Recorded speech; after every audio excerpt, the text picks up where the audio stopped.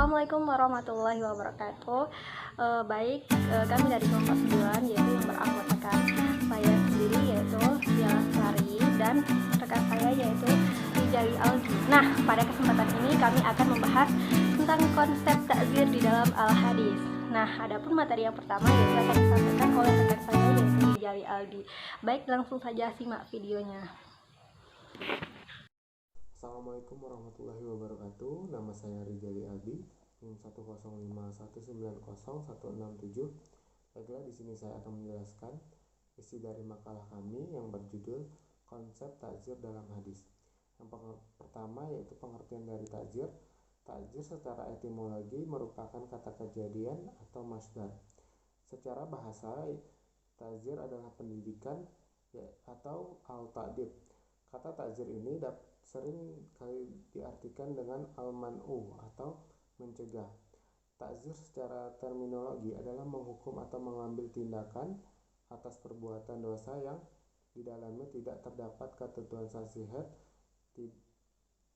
atau pembayaran kafarat, baik berhubungan dengan hak sesama manusia maupun hak Allah, dan upaya menghalangi terpidana agar tidak kembali berbuat durhaka terhadap Allah. Yang kedua yaitu sanksi dari takzir. Ada 5 sanksi dari takzir yang dijatuhkan oleh hakim atau imam. Yang pertama penjara, yang kedua pukulan atau tamparan, yang ketiga hukuman mati, yang keempat teguran keras secara lisan, dan yang kelima pengambilan atau penyitaan terhadap harta.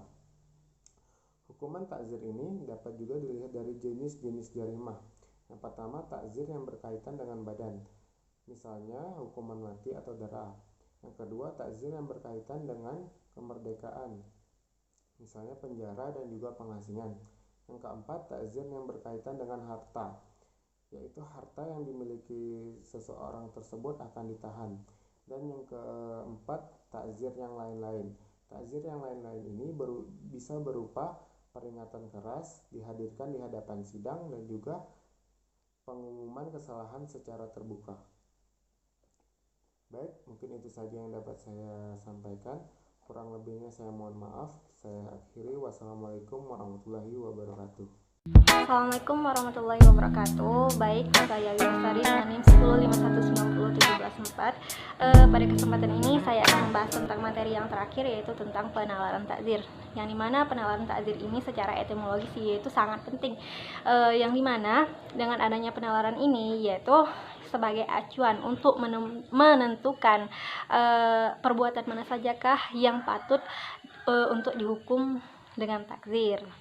Adapun penalaran takzir tersebut terbagi menjadi 3. Yang pertama yaitu penalaran bayani. Nah, penalaran bayani ini tersebut dia sulit untuk dilakukan dikarenakan di dalam Al-Quran dan hadis yaitu sangat sedikit yang menyinggung tentang takzir. Baik, yang selanjutnya yaitu ada penalaran yang kedua yaitu penalaran ta'lili, yang dimana di sini ia mencari ilat dengan persamaannya dengan jarimah yang sudah tertuliskan di dalam nas. Baik, yang ketiga yaitu penalaran istislahi. Nah, di dalam penalaran ini tersebut ia menggali atau membahas tentang nilai kemaslahatan.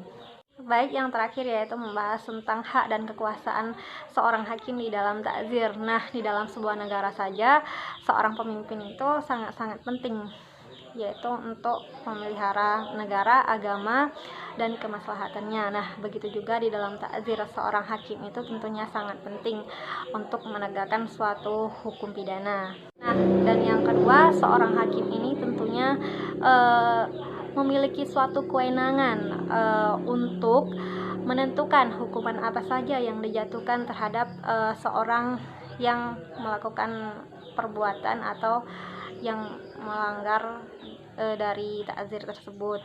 Dan yang ketiga, baik yang terakhir yaitu seorang hakim ini atau seorang penguasa tersebut ia memiliki keleluasan tentang memberikan hukuman dari takzir tersebut dengan mempertimbangkan hal ihwal terhadap pelaku takzir, yang dimana di sini sehingga membuat hukuman tersebut jadi ada manfaatnya buat si pelaku.